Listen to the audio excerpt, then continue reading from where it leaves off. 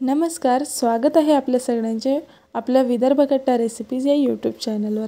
तर आज बनवणार आहे आपण, या सीझनला आवळे खूप मिळतात, त्यामुळे आवळ्याचे पदार्थ हवे तितके याच वेळी बनवून घ्यायचे असते। तर इथे आपण आज आवळा कँडी बनवणार आहे। तर आवळा कँडी बनवण्यासाठी सगळ्यात आधी मी आवळे उकडून घेणार आहे आणि ते अशा पद्धतीने।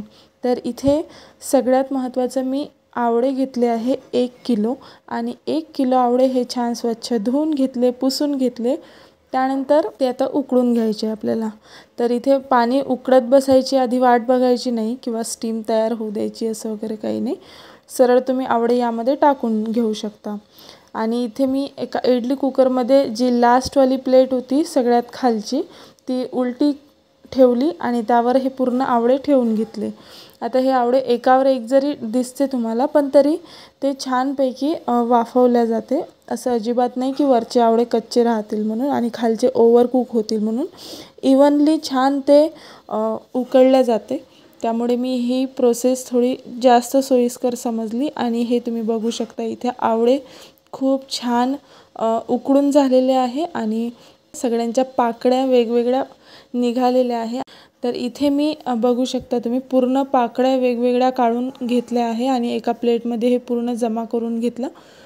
त्यानंतर आता बनवायचं आहे आपल्याला आवळा कँडी। तर आवळा कँडी बनवण्यासाठी यासाठी साखर किती घ्यायची, तर साखर यासाठी मी साधारण अर्धा किलो साखर घेतलेली आहे। माझ्याकडे जी वाटी आहे त्या वाटीने मी अंदाजे अर्धा किलो साखर घेतली। आता सगळ्यांच्याच घरी मेजरिंग हे नसते, जसं की वजन वगैरे नाही का, ते नसते, म्हणून आपण अंदाजेच घ्यायची। 1 किलो आवळे असले तर अर्धा किलो साखर लागते। तर ही साखर मी मिक्सरला बारीक करून घेतली, याची बारीक पिठी करून घ्यायची आहे आपल्याला। आणि 2 वाटी मी ते साखर घेतली मोठ्या वाटीने आणि थोडीशी आणखी 2 चमचे बारीक करून घेतली, म्हणजे एवढी माझ्या अंदाजे अर्धा किलो साखर झालेली होती। तर इथे तुम्ही बघू शकता आता मी हे पिठी करून घेतलेली साखर या आवळ्यामध्ये टाकून घेत आहे। एक स्टीलचा गंज यूज केला आहे मी, तांब्या, पितळ किंवा जर्मरचे असे भांडे यूज न करता एक स्टीलचं पातेलं घ्यायचं किंवा गंज घ्यायचा असा खोलगट, ज्यामध्ये आपण हे आवळे व्यवस्थित मुरायला ठेवू शकेल आपण 2 दिवस। तर इथे आता ही पिठी साखर टाकून हे हलके हलके हाताने थोडीशी पिठी साखर अशी खाली जावी यासाठी हलक्या हलक्या हाताने थोडंसं मिक्स करून घ्यायचं।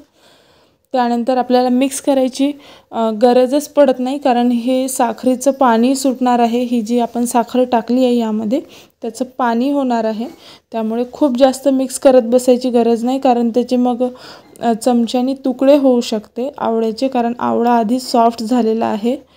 आणि हे आता मी झाकून ठेवणार आहे 2 दिवसासाठी। तर 2 दिवसाने, बरोबर 2 दिवस हे झाकून ठेवायचं। 2 दिवसाने यामध्ये तुम्ही बघाल तर पूर्ण यामध्ये साखरेचं पाणी झालेलं असतं।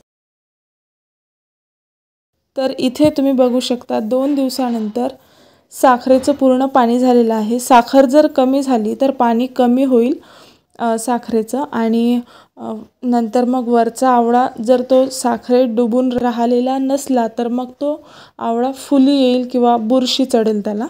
त्यामुळे साखर तितकी टाकायचीच, अर्धा किलो। 1 किलो आवळा असला तर अर्धा किलो साखर नक्कीच वापरायची। त्यानंतर हे मी पूर्ण साखरेचं पाणी जे आहे ते गाळून घेत आहे एका दुसऱ्या पातेल्यामध्ये। ते पाणी फेकून द्यायचं नाही लगेचच, ते पाणी आपण सरबत म्हणून यूज करू शकतो, त्यामुळे तुम्ही स्टोअर करून फ्रीजमध्ये हे बॉटलमध्ये ठेवू शकता।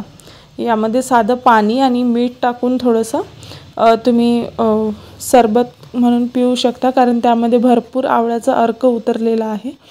आता तुम्ही बघू शकता इथे आवळ्याचं पाणी पूर्ण निथळून झालं की नंतर हा आवळा आपल्याला सुकायला ठेवायचा आहे। सगळ्यात महत्त्वाचं म्हणजे हा आवळा अजिबात उन्हात ठेवायचा नाही, हा आपल्याला सावलीतच वाळवायचा आहे। तर तुम्ही घरच्या घरी बिलकुल बनवू शकता ही रेसिपी, आणि वर्षभरासाठी स्टोअर करण्यासाठी। छोट्या मुलांना आवळा कँडी खूप आवडते, त्यामुळे तुम्ही नक्की बनवून बघा ही आवळा कँडी। आणि खाण्यासाठी पौष्टिक तर खूप असते ही, पौष्टिक म्हणजे आपल्या हेल्थसाठी खूप जास्त असते, केसांसाठी।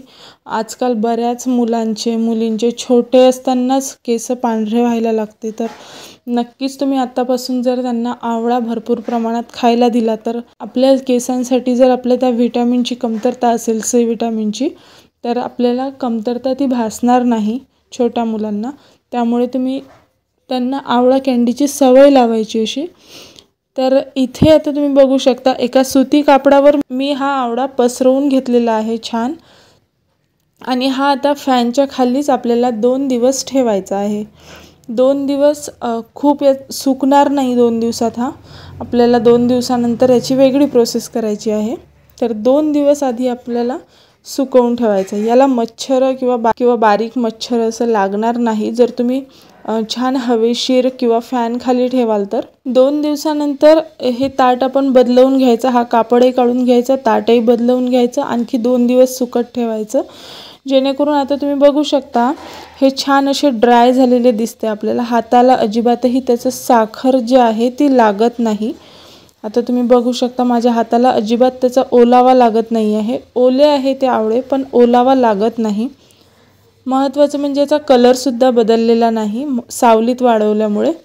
तर आता 2 चमचे साखर, पिठी साखर बनवून घेतली आणि ही यावर आवळा कोरडा झाल्यानंतर म्हणजे 4 दिवस आवळा असा सावलीत सुकू द्यायचा.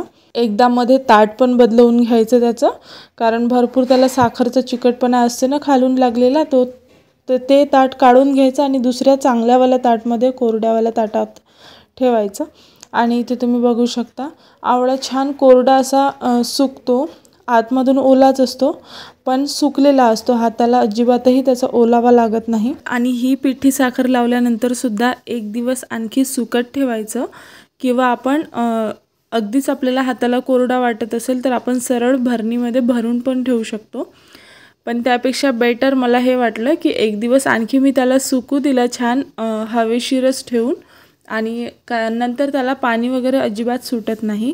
आणि एका काचेच्या बरणीमध्ये भरून ठेवायचं जेणेकरून त्याला बाहेरची अजिबात हवा लागणार नाही, ओलावा लागणार नाही याची काळजी घ्यायची. आणि सगळ्यात महत्त्वाचं तुम्हाला वाटत असेल की हा आतमधून ओला आहे आवळा तर खराब होईल का, तर अजिबात खराब होत नाही. वर्षभर जसा आहे तसा तो टिकतो. म्हणून तुम्ही नक्की ही रेसिपी करून बघा, खायला खूप छान लागते. आणि ही पूर्ण कँडी 1 किलोची बनलेली आहे. आणि अशा पद्धतीने मी ही पिठी साखर लावून घेतली आणि नंतरही 1 दिवस छान बाहेरच ठेवला हा आवळा असाच ताटामध्ये फैलवून.